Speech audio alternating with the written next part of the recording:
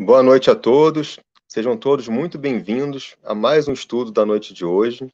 Nós fazemos parte do Centro Espírita Luz e Verdade. Esse centro fica situado no bairro de Campo Grande, na cidade do Rio de Janeiro. E esse canal é dedicado ao estudo do Livro dos Médiuns. Nós fazemos parte do GELCO, que é o Grupo de Estudos dos Livros da Codificação. Hoje nós vamos estar estudando o capítulo 19, que é o papel do médium nas comunicações espíritas. Antes, como de costume, nós vamos estar fazendo uma leitura de uma página da nossa harmonização. E quem vai fazer a leitura hoje é a nossa irmã Ludmila, do livro Fonte Viva, pelo Espírito Emmanuel Chico Xavier, médium Chico Xavier. Boa noite a todos. Lição de hoje é lição 110, intitulada Vigiemos e Oremos. Vigiai e orai, para não cairdes em tentação. Jesus, Mateus, capítulo 26, versículo 41. As mais terríveis tentações decorrem do fundo sombrio de nossa individualidade, assim como o lodo mais intenso, capaz de tisnar o lago, procede do seu próprio seio. Renascemos na terra com as forças desequilibradas do nosso pretérito para as tarefas de reajuste. Nas raízes de nossas tendências, encontramos as mais vivas sugestões de inferioridade. Nas íntimas relações com nossos parentes, somos surpreendidos pelos mais fortes motivos de discórdia e de luta. Em nós mesmos podemos exercitar o bom ânimo e a paciência, a fé e a humildade. Em contato com os afetos mais próximos, temos copioso material de aprendizado para fixar em nossa vida os valores da boa vontade e do perdão, fraternidade pura do bem incessante.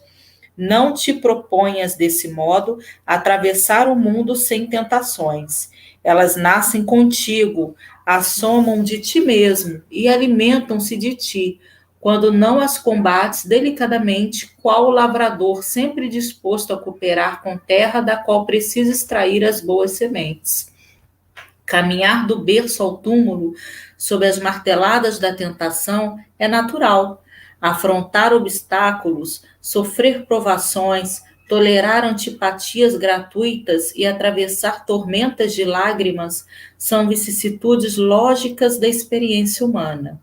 Entretanto, lembremo-nos do ensinamento do Mestre, vigiando e orando, para não sucumbirmos às tentações, uma vez que mais vale chorar sobre os aguilhões da resistência que sorrir sobre os narcóticos da queda.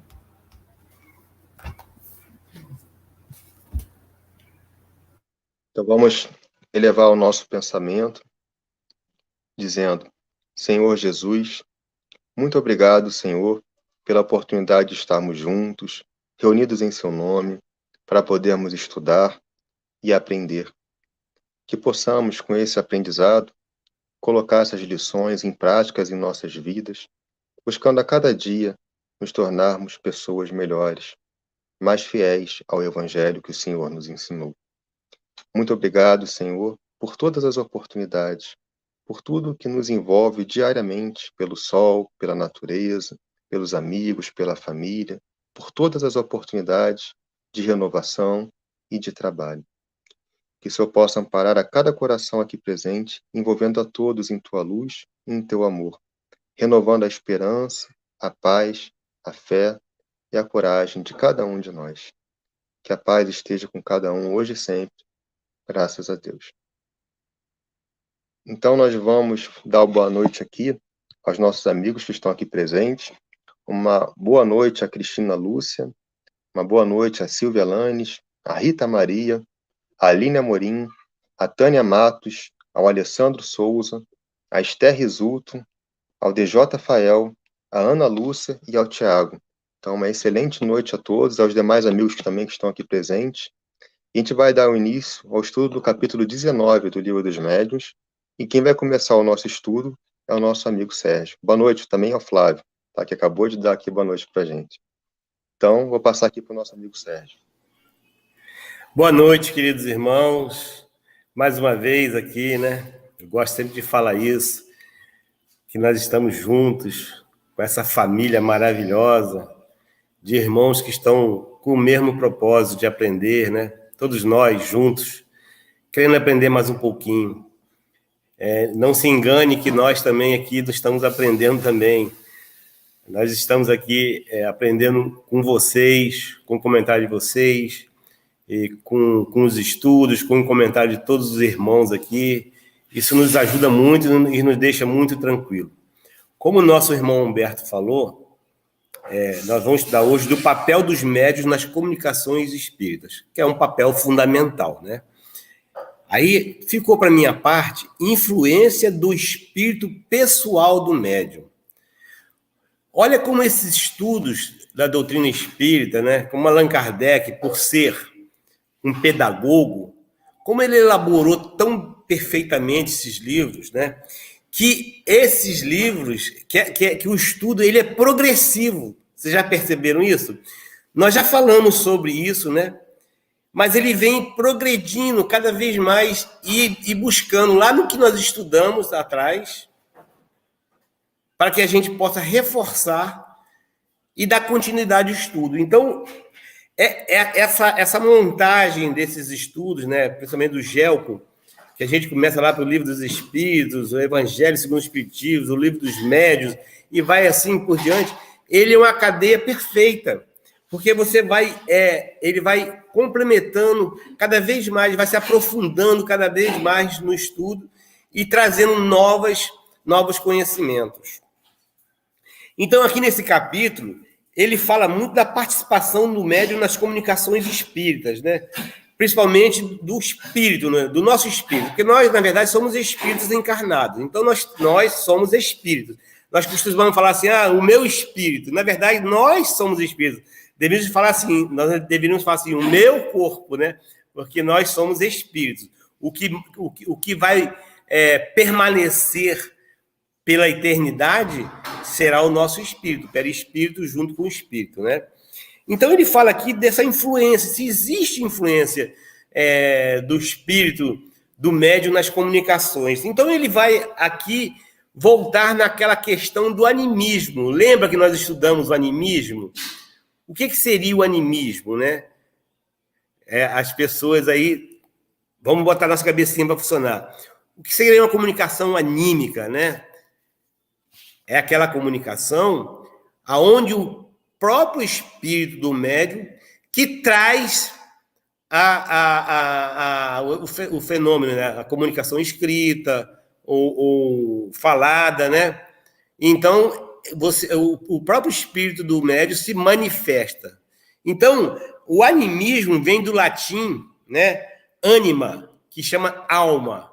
Olha como é que se encaixa tudo. Alma, para o espiritismo, é o espírito encarnado. Então, quando você fala assim, a alma do Humberto, nós estamos falando que ele está encarnado. Então, é o espírito encarnado. Quando nós falamos assim, o espírito do Sérgio, aí vamos rezar por ele, que ele está lá no mundo espiritual. Então, alma é espírito encarnado, e espírito, quando a gente fala espírito do Sérgio, a gente entende que é um espírito que já está desencarnado. Então, quando ele fala assim, então tudo que ele fala assim, um objeto, por exemplo, o exemplo de um objeto, uma cadeira, um pedaço de madeira, um pedaço de uma pedra, a gente fala, isso é um objeto inanimado. A gente não fala assim? É que não tem alma, então não tem movimento, não tem vida.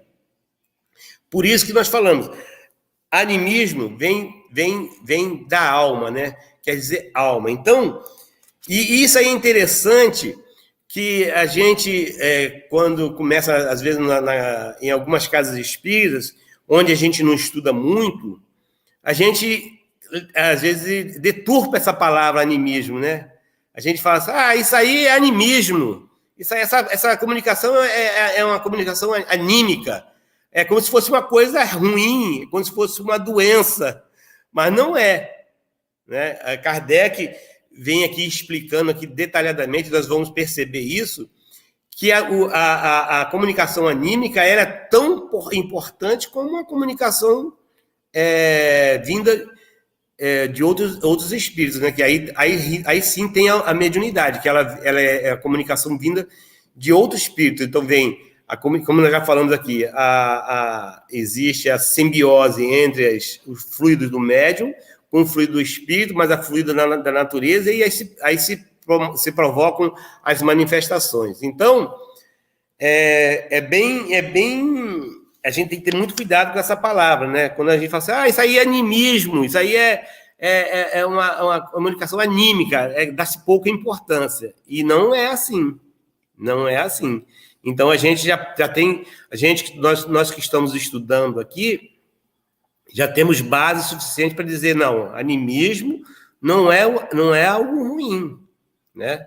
O animismo, a partir do ponto do que o médium consegue manifestar, ter um desdobramento, ter uma desprendimento do seu espírito, e consegue, através do seu próprio espírito, trazer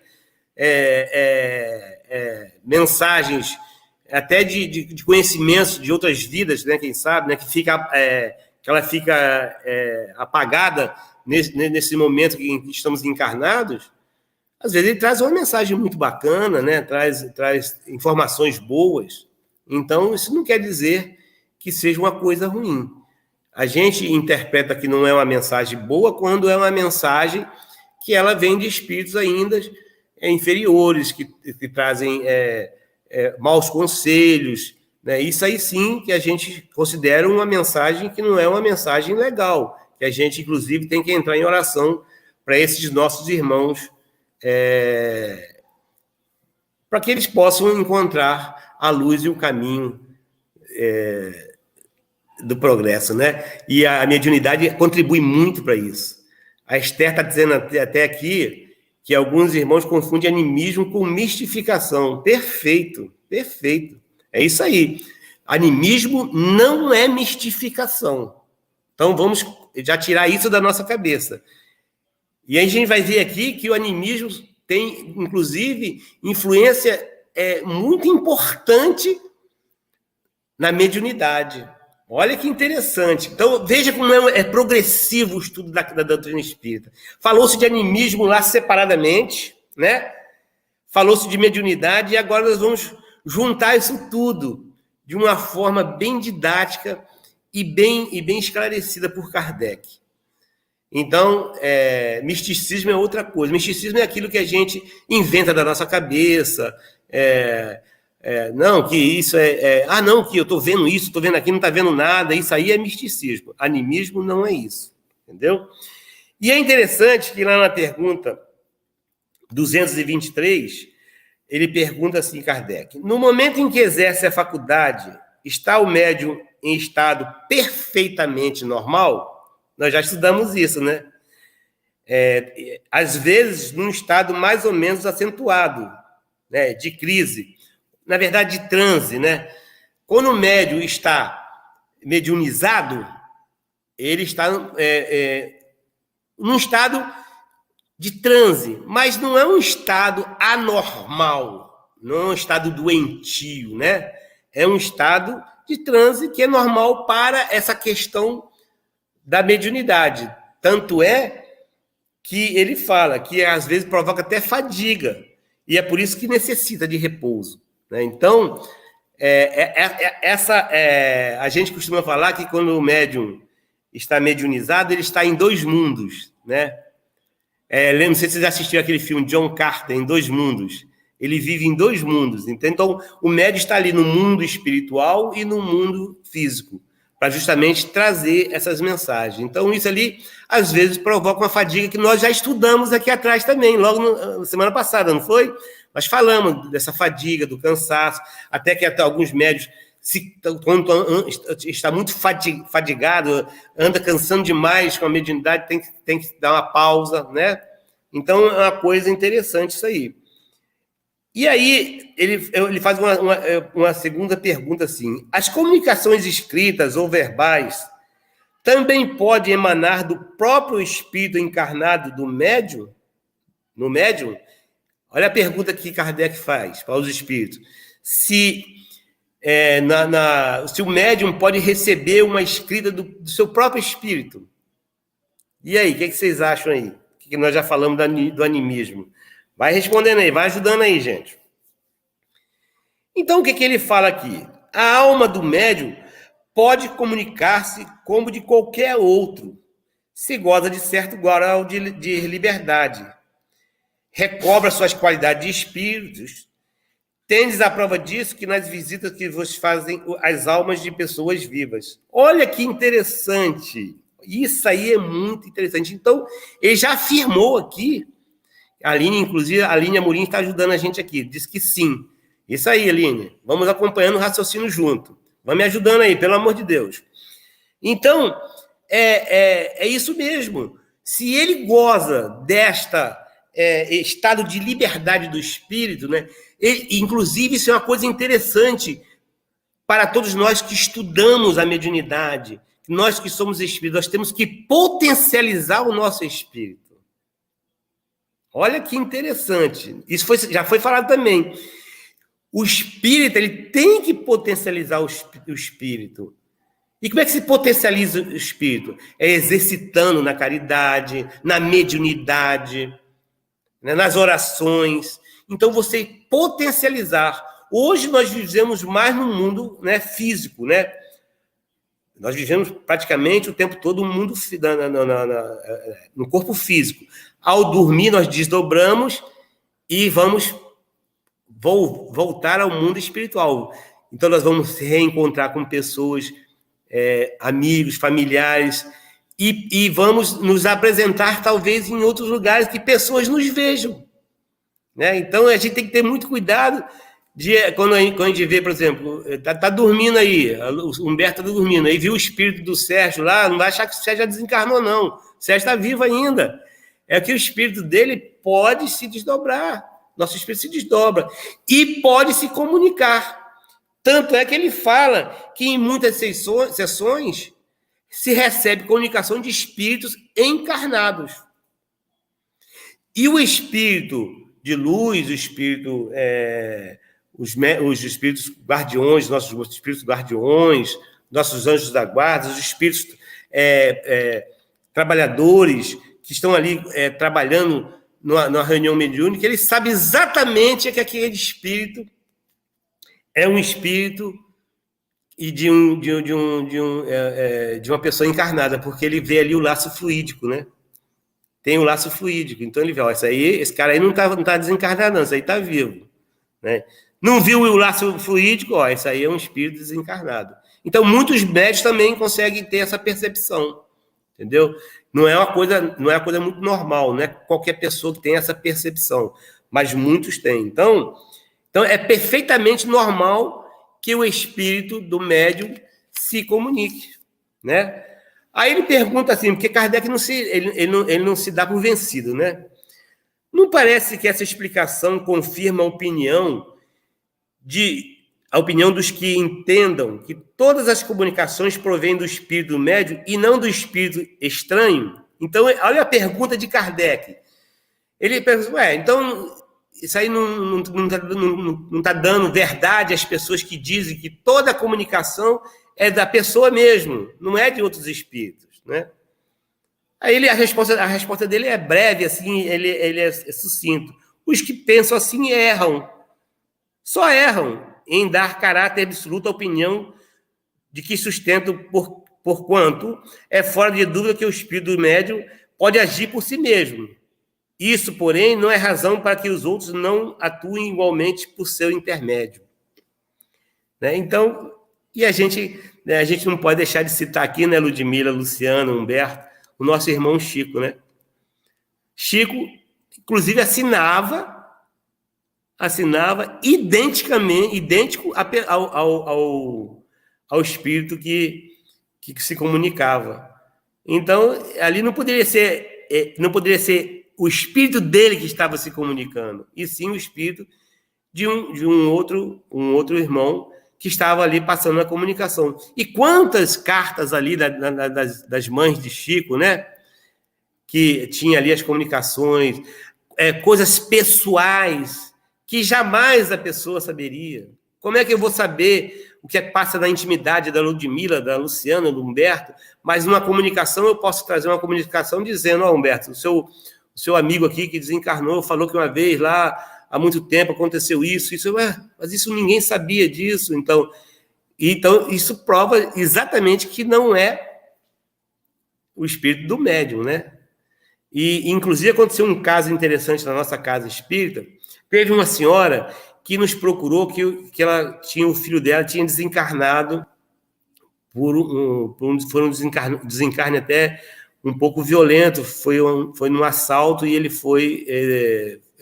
veio a falecer no assalto. E ela ficou muito arrasada, então ela nos procurou lá e começou a tomar os passos, começou a se equilibrar. E um dia ela viu lá no mural algumas psicografias que ficam lá no mural, né?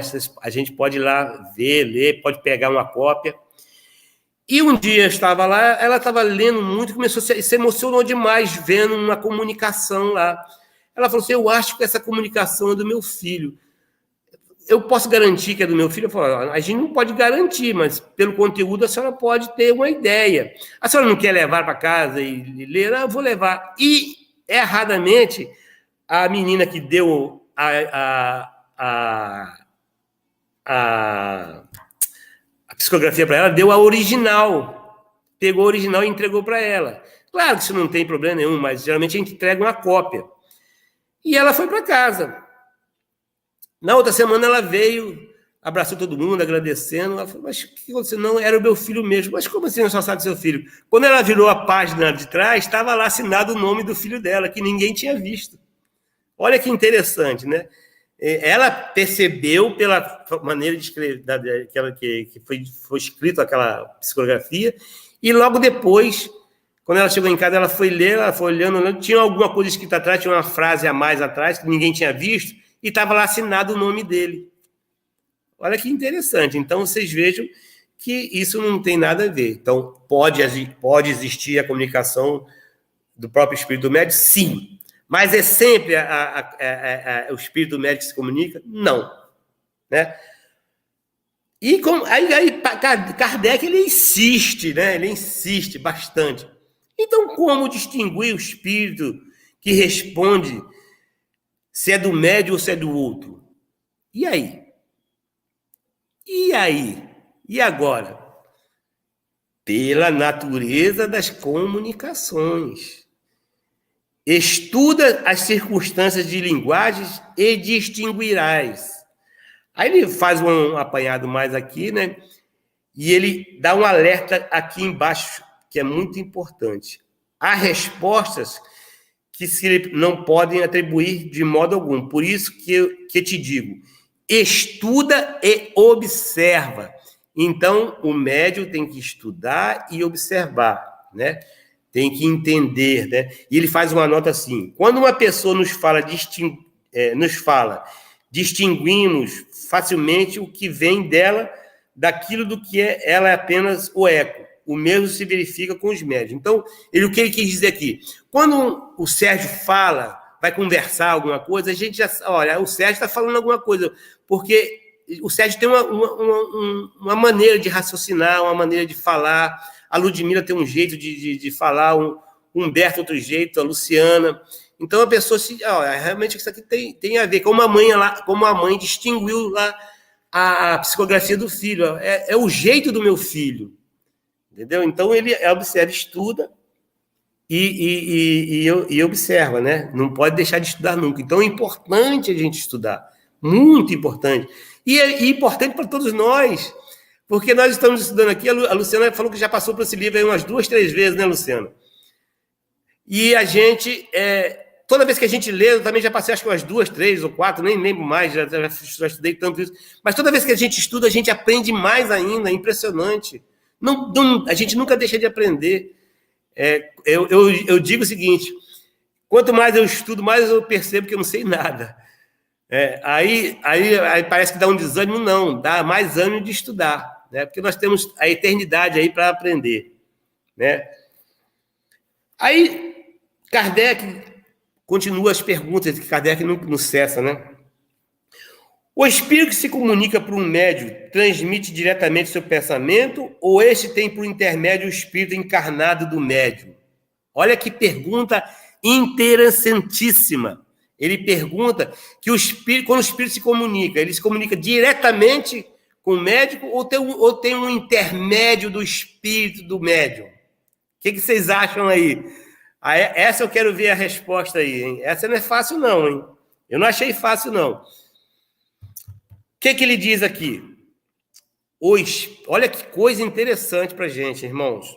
O espírito médium é intérprete, porque está ligado ao corpo que serve para falar e por ser necessário uma cadeia entre vós e os espíritos que se comunicam.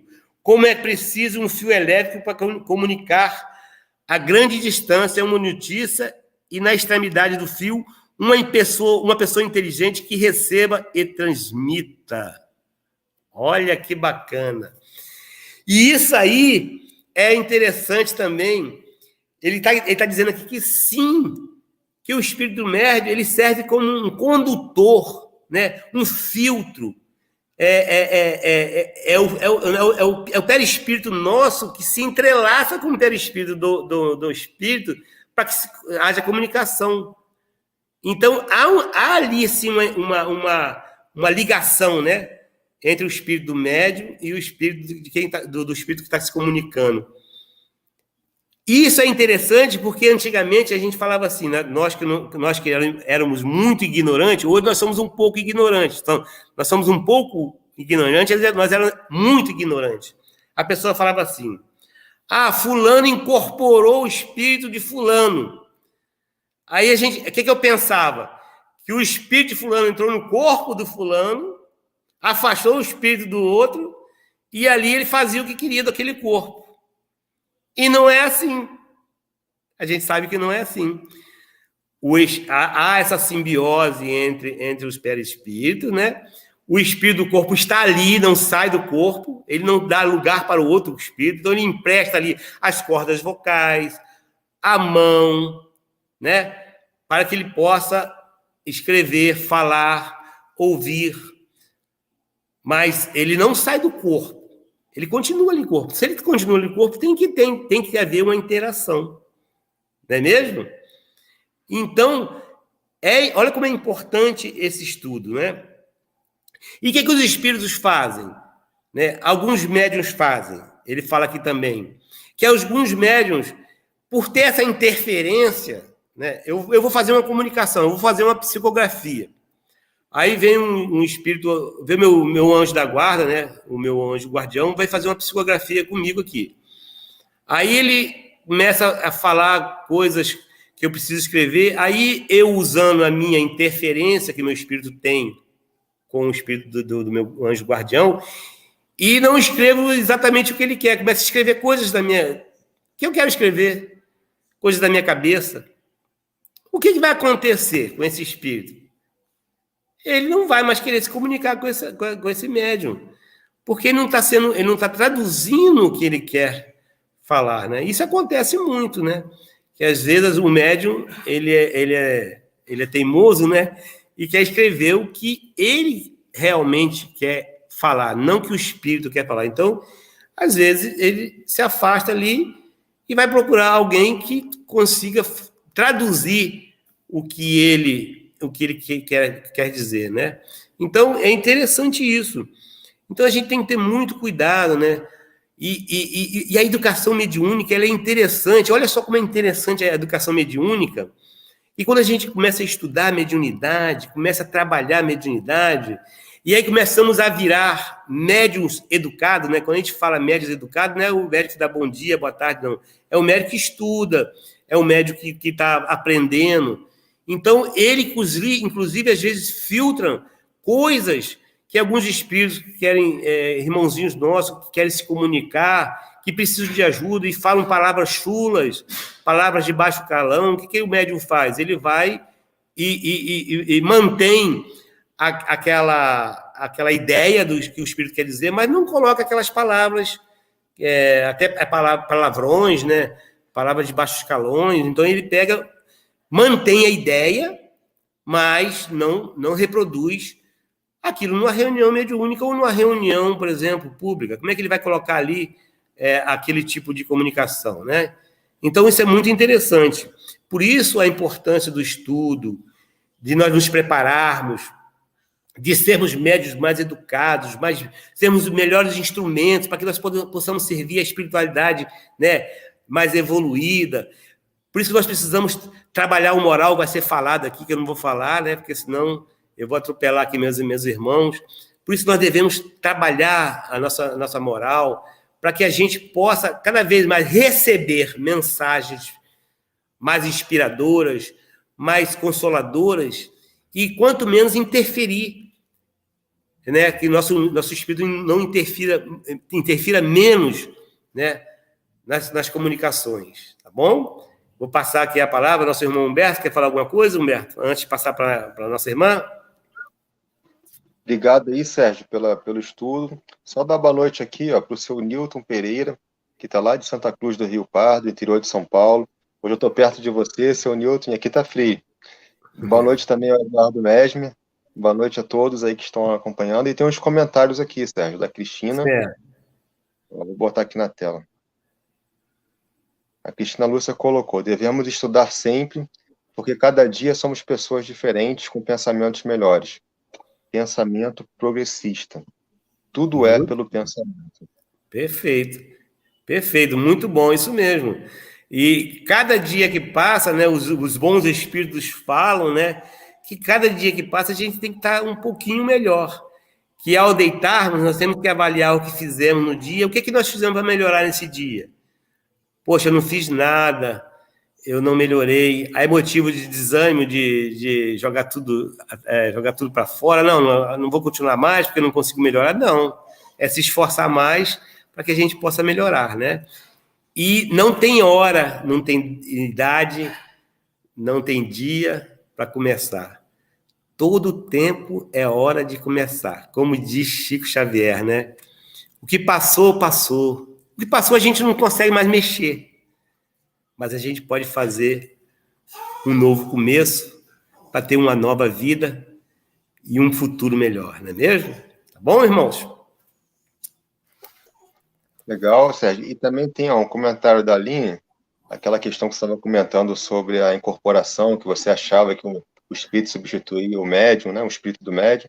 Ela também pensava igual você. Ó. Isso e aí. É legal que o estudo nos esclarece isso, né, Sérgio? Quando eu cheguei na casa espírita, eu achava isso. O fulano incorporou, o fulano entrou no corpo da pessoa. E inclusive, dentro do espiritismo, fala muito nisso, né? Que no meio espírita fala muito isso, que dois corpos não ocupam o mesmo espaço ao mesmo tempo. Isso é física. Então, não tem como... O corpo físico, o corpo perispiritual é físico, ainda é matéria. Então, você não pode ocupar dois corpos no mesmo tempo, no mesmo local, entendeu? Então, isso é física também. E é interessante isso aí. Obrigado, minha amiga. Isso aí. Então, deixa eu passar a palavra agora. Obrigado, Sérgio. Vamos passar a palavra para a Ludmila, que vai dar sequência aí ao nosso estudo.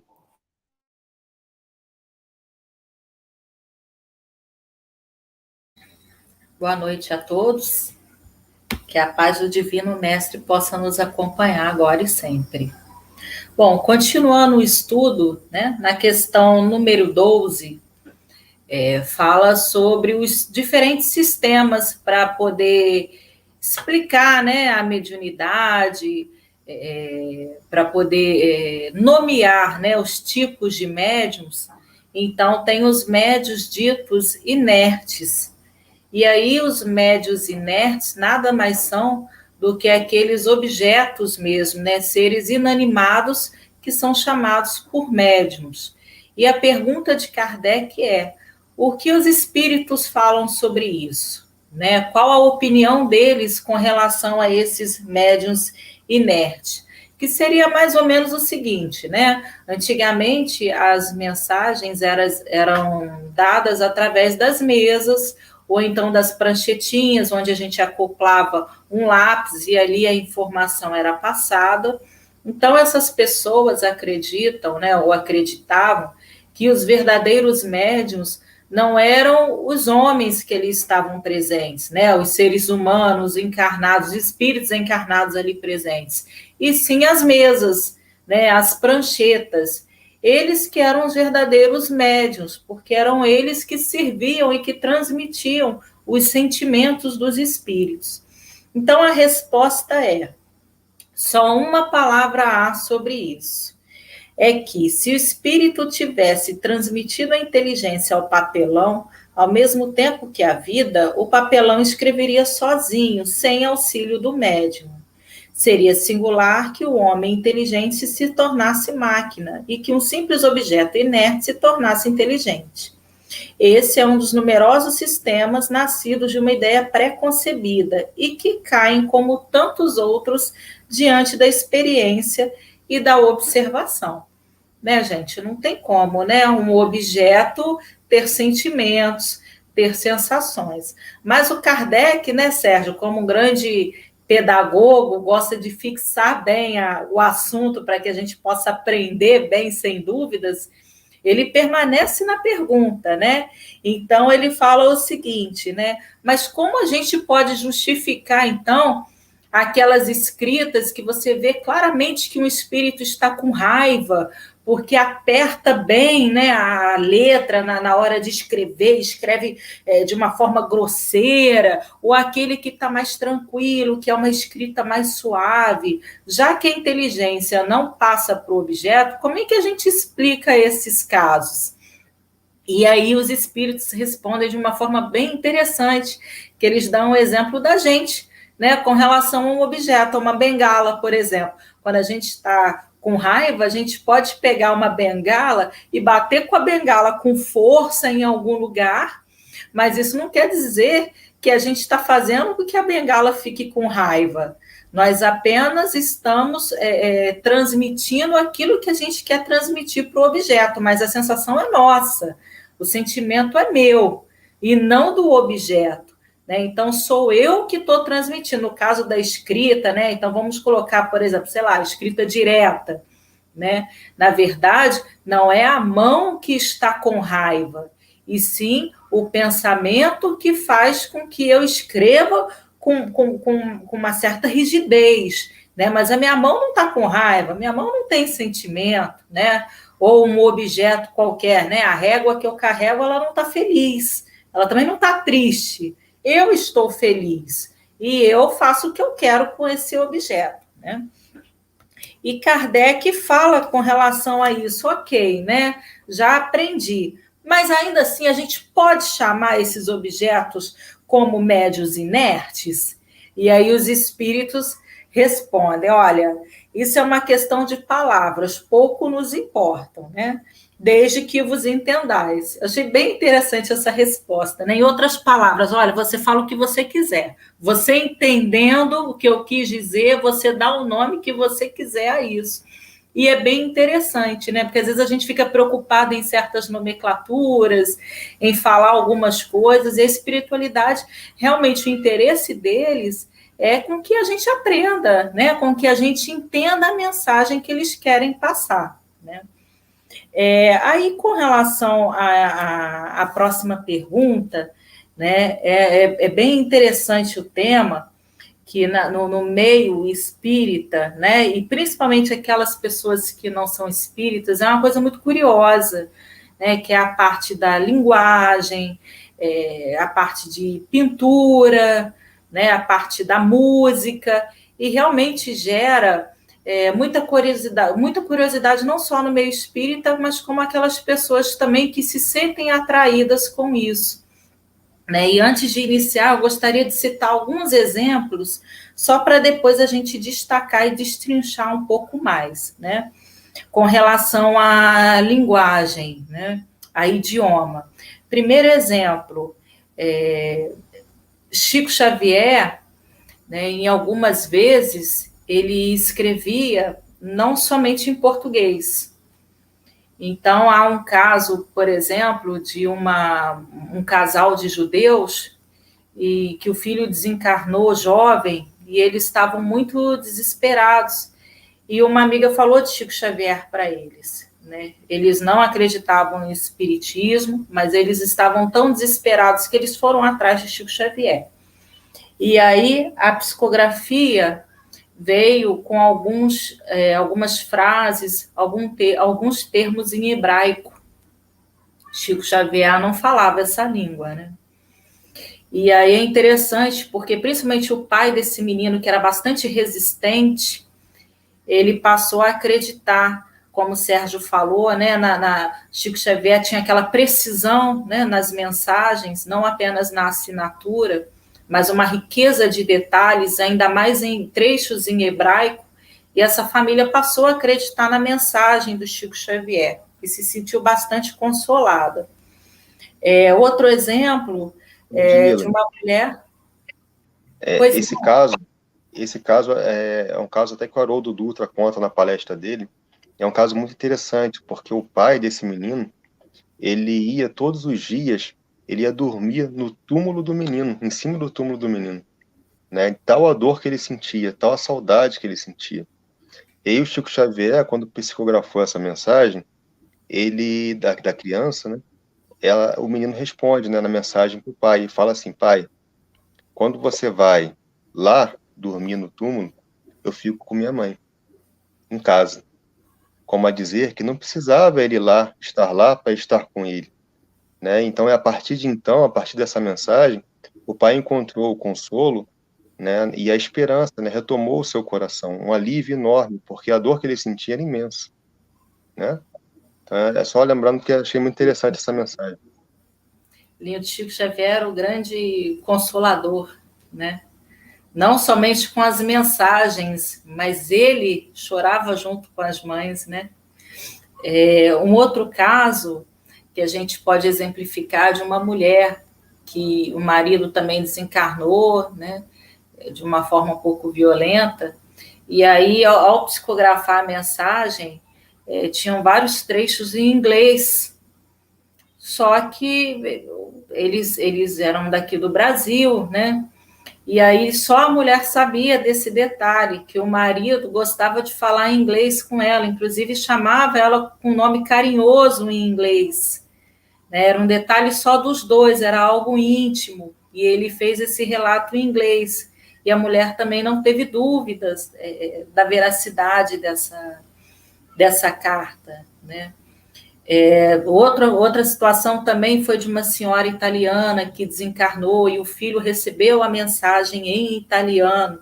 Também eram pessoas, então são exemplos de pessoas assim que eram bem descrentes, né? E depois desse caso, não tinha como a pessoa não acreditar, né? A gente tem o exemplo também de Divaldo num congresso mundial, um congresso espírita mundial. Divaldo, durante a palestra do seu amigo Raul Teixeira, Divaldo psicografou uma mensagem. E aí, quando isso daí tá, até a gente pode até pegar na internet, é bem interessante e emocionante. Na hora que o expositor, né, a pessoa responsável vai ler a mensagem, ele fala que ele tem uma certa dificuldade para ler essa mensagem. E aí ele coloca contra a luz e vê que a mensagem está espelhada em francês. Uma mensagem de Leon Denis, muito interessante, falando de Allan Kardec, agradecendo a Allan Kardec, né, pela codificação da doutrina espírita. Isso num congresso mundial. Divaldo diz que não fala francês, né? E o último exemplo é de Raul Teixeira também, né, no início dos seus trabalhos, na sua juventude, no desenvolvimento mediúnico, uma pessoa muito descrente da própria mediunidade. Ele mesmo falava que é uma pessoa muito crítica, né? E ele sempre falava que ele não queria mais, porque ele achava que a mensagem era dele, não era do espírito. E aí, uma certa feita, diz ele que sentiu um tremor nas pernas, subindo até o tórax. E, de repente, ele se viu falando em latim. Só que ele não fala latim.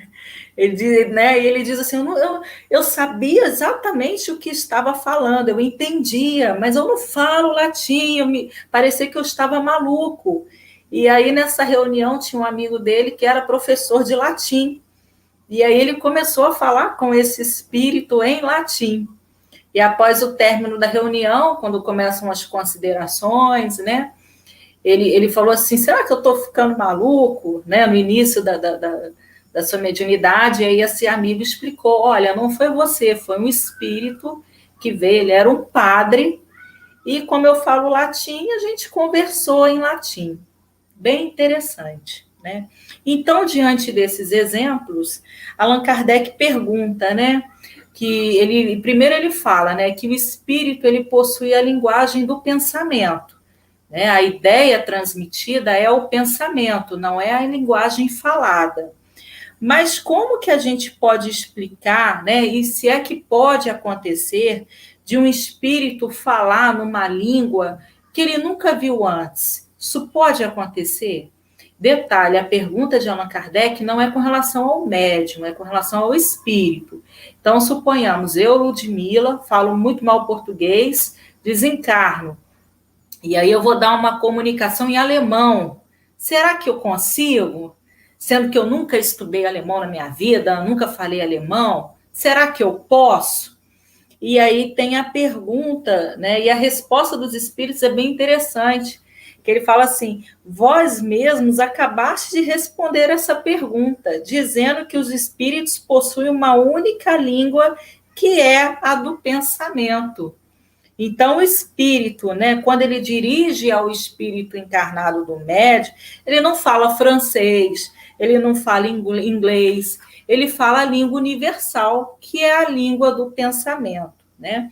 Para traduzir suas ideias numa linguagem articulada, tira as palavras do próprio vocabulário do médium. E é interessante que Kardec continua, né? Tá, tudo bem, entendi, né? Mas espera aí, tá, nesse caso é o caso do espírito, mas e com relação ao médium? O médium que não conhece outras línguas, ele pode falar, né? A gente já viu que o espírito até pode, mas e o médium? Se o espírito falar alemão e o médium não falar alemão, será que ele pode transmitir essa mensagem, né, em alemão, mesmo sem conhecer? Não fica meio contraditório isso, né? Kardec ainda fala, não há uma contradição? E aí eles respondem assim, olha, notrai primeiramente que nem todos os médios são igualmente aptos para esse gênero de exercício. Os espíritos só a isso se prestam quando julgam que isso pode ser útil. Olha só que interessante, né? Quando julgam que isso pode ser útil.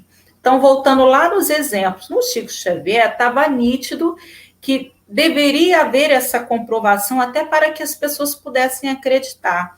No caso do Divaldo, do exemplo dado, eu não falei, mas esse congresso, essa mensagem, né, em francês espelhada, foi num congresso espírita mundial que estava acontecendo lá na França.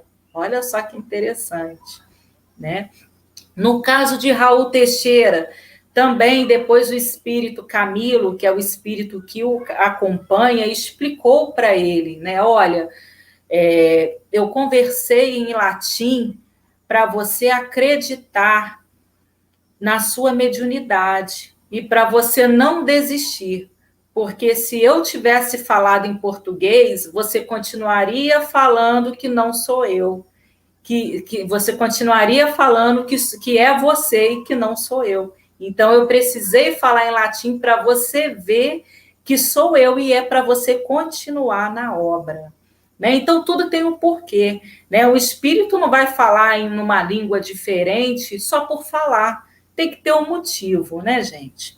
A aptidão de certos médios para escrever numa língua que é estranha, será, né? Aí Kardec pergunta, será que é porque ele tem alguma lembrança de vidas passadas? Por isso que o médium escreve, né, na língua estranha? Então, suponhamos, Chico Xavier, né, escrevi várias línguas, será que é porque ele já reencarnou num país de língua inglesa, num país hebraico, num país, enfim, italiano, enfim, será que os médios, né, têm essa vivência de outra existência?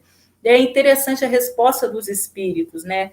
Pode acontecer, mas isso não constitui uma regra. E aí os espíritos ainda dão um exemplo, né? É o que acontece quando o médium, por exemplo, vai escrever e ele escreve uma palavra que não é uma palavra habitual dele, não é uma palavra que ele conhece. E ainda assim ele escreve, embora não seja da vivência dele, né? Um médico pouco inteligente pode transmitir uma informação mais sábia, pergunta dos espíritos, né? E aqui também ele fala, sim, na mesma proporção que o médium pode escrever numa língua que ele desconhece. Logicamente que ele tem, né, o que ele chama aqui de obstáculos materiais, né? O espírito vai ter esses obstáculos para se comunicar, mas ele pode sim.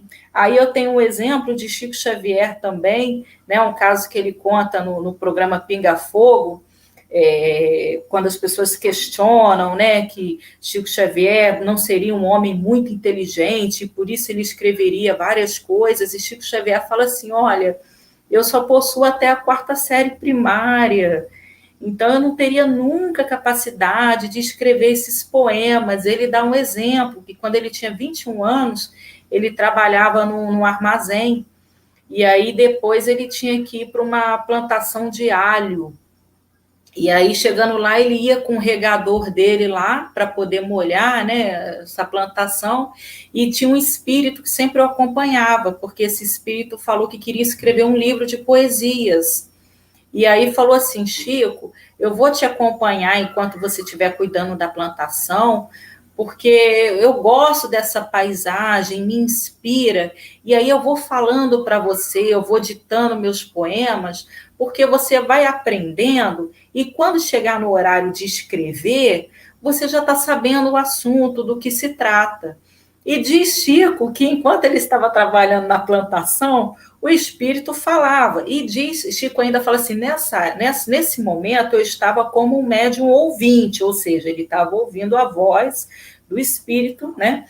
E ele diz que o espírito falava coisas lindíssimas, coisas belíssimas, falava sobre o universo, as galáxias, prótons, e Chico falava assim, mas eu não entendia nada daquilo, porque eu não estudei, eu não conhecia nada daquilo. E aí eu perguntava para ele, eu falava assim, tem como se repetir, que eu não estou entendendo nada que você está falando? Aí o espírito teve um momento e falou assim, eu vou fazer do jeito que der, porque você não está entendendo nada mesmo, sua cabeça não está aceitando muita coisa. Né? Então é bem interessante esse caso, porque a espiritualidade ela faz isso mesmo, né? São os obstáculos que eles possuem. Logicamente que quando a espiritualidade quer desenvolver um trabalho, ela vai desenvolver, né? Lógico que ela vai ter um trabalho maior, né? Então, assim, mais para frente, né, tem a pergunta com relação àquelas pessoas da música, né? Da música, da pintura também, né? Quem já teve a oportunidade de ver um fenômeno, né, de pictografia muito bonito, um fenômeno desse, muito bonito mesmo. E aí também há a pergunta de Allan Kardec, né? E nesses casos, uma pessoa que nunca desenhou, será que ela consegue, mediunizada, fazer aqueles desenhos mediúnicos belíssimos? E aí a resposta é a mesma, né? Conseguir, consegue, mas há uma limitação. Evidente que para um espírito, se for fazer um trabalho para quem já tem uma experiência nisso, para ele é até mais fácil.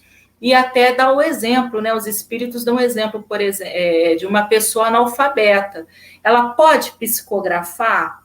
Pode, mas evidentemente aquela pessoa que já sabe escrever, né, que a mão já está acostumada, os músculos já estão preparados para isso, a facilidade vai ser maior. Um exemplo somos nós, né? Eu, quando eu quebrei minha mão, por exemplo, eu sou destra, quebrei minha mão direita. Aí fui querer escrever com a mão esquerda. Não deu. Quer dizer, deu. Mas evidentemente que não foi na mesma destreza que eu tenho com a minha mão direita, né? Porque os meus músculos não estão acostumados, eu não tenho coordenação motora para isso. Então, imagine escrever um texto imenso. Só de escrever meu nome eu já tive uma dificuldade. Imagina um texto imenso com uma mão trocada. Né? Então, a mesma coisa são os espíritos. Se eles vão escrever, né, eles vão fazer de qualquer jeito. Mas, evidentemente, se nós auxiliarmos com o nosso preparo, com o nosso estudo, evidentemente que a gente vai facilitar também o trabalho dos espíritos amigos, né? Agora nós vamos passar a palavra para a nossa irmã Luciana, que vai prosseguir com o nosso estudo na questão 224, né? Boa noite a todos. Tem um comentário, Ludmila, do Alessandro. Impressionante como existem pessoas que duvidam da espiritualidade até hoje. Os espíritos mostram até hoje as provas da existência deles. A gente acredita naquilo que a gente quer acreditar, né? Muitas vezes as pessoas, eu vejo muito assim, as pessoas falam que não acreditam, mas elas só dão denominações diferentes, elas dão nomes diferentes, né? Eu particularmente conheço uma pessoa, uma amiga minha de uma outra religião, e ela fala que ela não acredita em espíritos, que eles não existem, mas no local que ela frequenta, ela acredita. Ela mesma fala, não, lá na minha igreja eu acredito que o Espírito Santo está ali presente, que acontecem, né, as manifestações. Isso quer dizer, só muda o nome, né? Então, assim, infelizmente ainda tem muito preconceito com relação a isso, né? A joia. Bom, o item que ficou para eu falar foi o dissertação de um espírito sobre o papel dos médiuns. Bom, para a gente poder entender, né? Entender, eu acho que a gente já conseguiu, né? Depois da fala do nosso amigo Sérgio, da Ludmila, existem duas coisas, né, fundamentais para que aconteça a comunicação, né, entre o espírito e o médium, né, que é a afinidade fluídica entre ambos, né, perispírito, e a sintonia de pensamento, né? Então, essa dissertação que foi dada, né, nesse item, ela foi dada espontaneamente por um espírito superior. Quem assina, né, essa dissertação nesse item é o espírito Erasto e Timóteo. E aí eles vêm relatando, dissertando, né, para a gente que os espíritos superiores, eles se utilizam de bons instrumentos, né, nas comunicações espíritas, ou seja, de bons médiuns. E o que seriam os bons médiuns? A gente não está falando aqui da questão moral, né, que a gente sabe que a questão moral a gente vai estudar lá para frente. A gente está falando aqui da questão de afinidade, da questão de sintonia, né? Então, eles falam que um bom médium, né, seria aqueles que têm uma inteligência, que seriam com a inteligência desenvolvida, né, tanto nessa vida ou numa anterior, tá? E aí o pensamento desse médium com o do espírito, eles se conectariam instantaneamente, né? Não teria nenhuma dificuldade, não teria nenhuma barreira, né? Porque a gente, como a Ludmila, o Sérgio já falaram, a comunicação ali entre o espírito desencarnado e o espírito do médium é pelo pensamento, né? Então, quando se utilizam de bons instrumentos, né, eles não têm mais que ficar impulsionando a mão, né, pegando na mão do médium, né? O médium, ele sente aquela impulsão e já ali faz a comunicação, né? Ele coloca, ele através do pensamento, o espírito passa a ideia para o médium, ele não tem que ficar ditando palavras por palavras, né? A mensagem ali que o espírito quer passar é pelo pensamento, a ideia é pelo pensamento.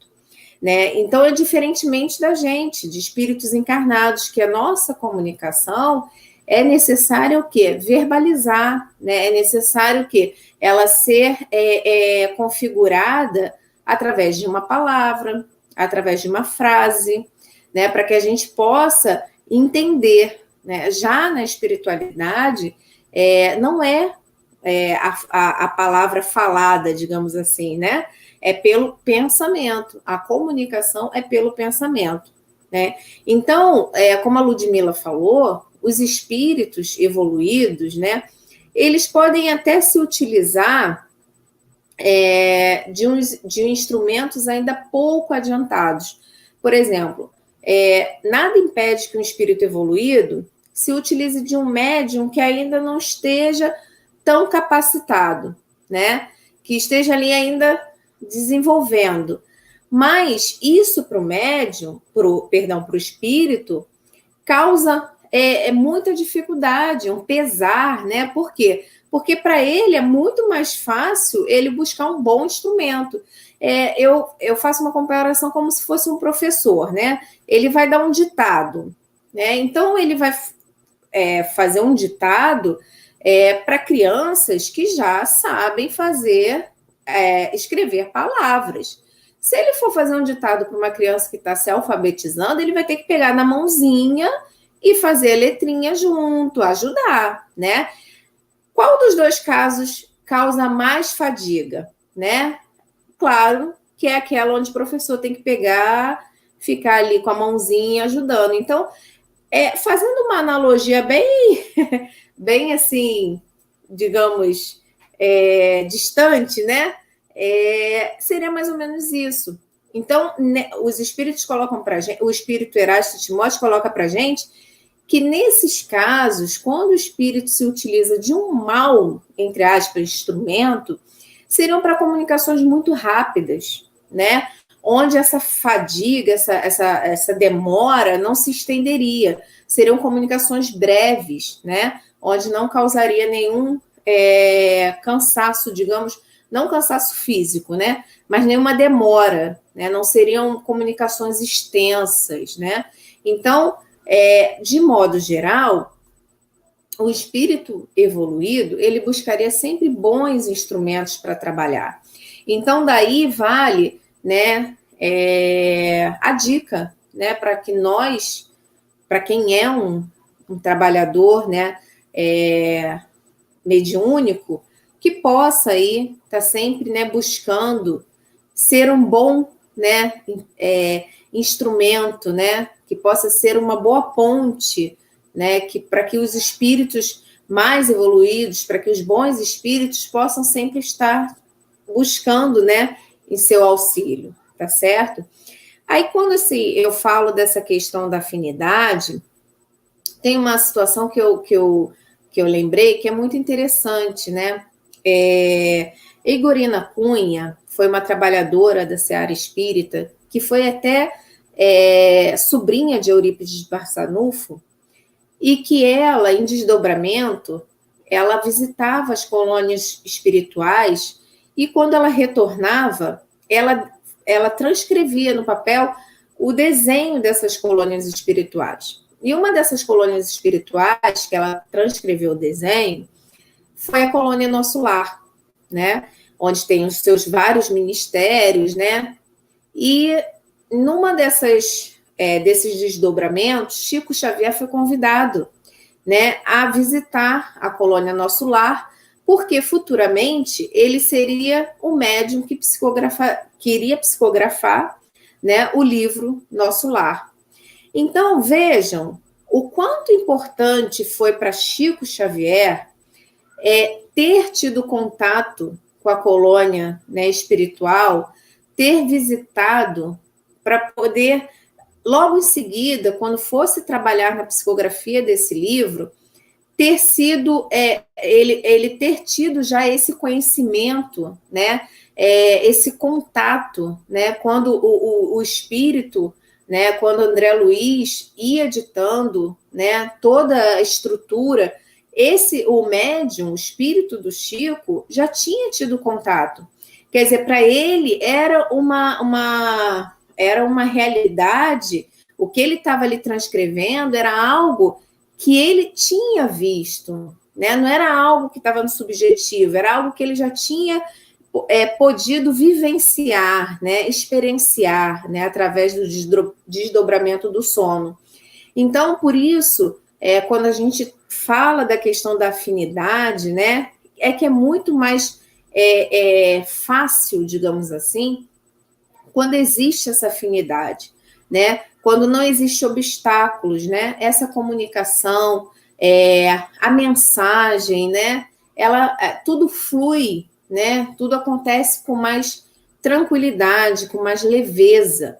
Só que no final desse item, esses espíritos colocam para a gente que há necessidade da gente estudar, né? Para a gente poder entender, né? Que não é impossível que um espírito evoluído se comunique através de um médium que não seja evoluído, né? Que, através de um médium ainda, né, em processo, né, de crescimento espiritual, né?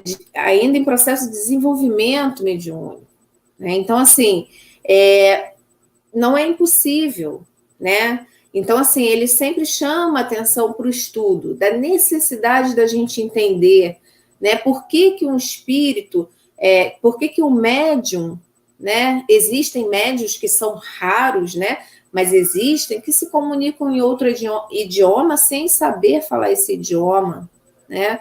Então, tantas outras situações que a gente às vezes pensa, não, mas isso não é possível. E a gente estudando, a gente verifica que é possível, né? Mas com embasamento, né? Com embasamento teórico, com embasamento não só de teorias, mas de práticas vivenciadas, né? Comprovadas, né? Das cartas psicografadas, né? Então, assim, tudo isso é necessário o estudo, né? A gente construir uma base teórica para a gente poder entender todo o processo mediúnico. É fácil? Não, não é fácil, porque a gente, né, foi como a gente já falou, a gente estuda, e sempre vai ter uma dúvida, né? Sempre ficam dúvidas, mas a gente tem que buscar estudar, compreender. Se eu não sei, eu vou buscar saber, né? Eu não vou dizer que sim nem não, vou dizer não sei, né? Porque se é sim, eu estou me comprometendo. Se eu disser que não, eu também estou me comprometendo. Então, o importante é a gente buscar, né, o conhecimento, né? Quando ele termina esse item, falando da necessidade da gente buscar sempre o esclarecimento através do estudo. Então, essa é a mensagem que fica aí nessa dissertação, né? Espero aí ter podido contribuir mais um estudo aí com vocês, né? E que possamos aí ter uma semana abençoada, tá bom? Nosso amigo Humberto.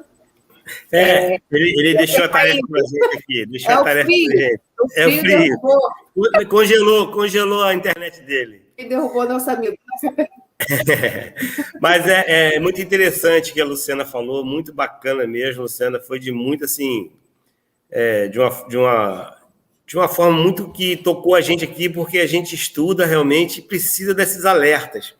E interessante, né, Luciana, que Chico Xavier, o mentor dele, né, o mentor dele era o Emmanuel. E mandou ele escrever um monte de coisa, depois que ele escreveu um tanto de coisa assim, falando, já escreveu, já está escrito aí as coisas, tá, e aí? Então tá, joga tudo isso fora e vamos começar a trabalhar agora. É o exercício, né? Sim, é o que ela falou, todos nós, não existe nada que impeça a gente de sermos melhor. Os espíritos dizem que é muito fácil fazer as coisas certas, se fazer o bem, é muito mais fácil do que fazer coisa errada. Sim, muito mais fácil, porque nós temos a ajuda dos bons espíritos, né? Então, fica aí o convite que a Luciana deixou, que a Ludmila, que o Sérgio deixou também para vocês. Vamos estudar, vamos pegar o livro lá, ler. Se tiver alguma dúvida, pode mandar a pergunta que a Luciana responde com certeza. E agora, meus irmãos, chegou o momento, né, de nós agradecermos, né? Então, aqueles que quiserem, né, vamos fechar os olhos, né, e enxergar aquele Mestre Jesus de braços abertos, aqueles espíritos luminosos, nosso anjo guardião junto com a gente, e dizer assim: querido Mestre Jesus, mais uma noite aqui junto a Ti, aonde podemos aprender mais um pouquinho com cada palavrinha que aqui saiu, Senhor. Obrigado por essa oportunidade maravilhosa de compartilhar com os bons espíritos, com espíritos que estão aqui também aprendendo um pouquinho, né?